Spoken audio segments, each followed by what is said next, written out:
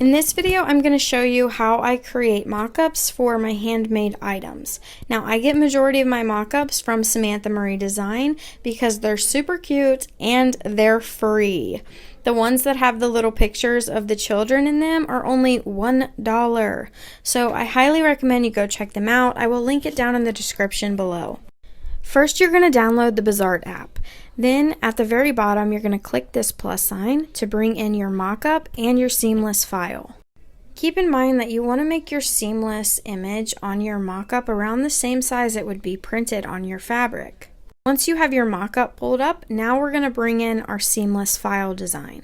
I'm going to be using two different prints for this tutorial. Once you have your seamless design brought in, resize that, and then go down to the bottom and click position. Then you're going to move it to the back. This is what puts it inside of your mock-up.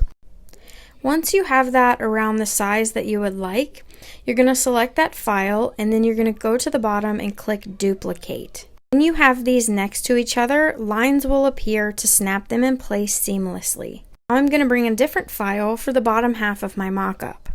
Go ahead and position this and put it around the size you'd like it to be, and then duplicate so that we fill our whole mock-up.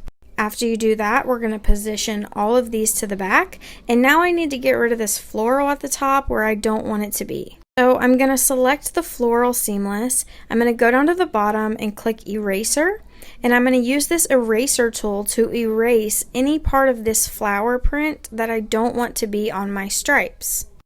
After you're done erasing, position everything to the back and you're finished with your mock-up. Now, I also went down to the bottom and created a white background to go around my mock-up as well. Click on the top right-hand corner and now you can save your mock-up to your phone.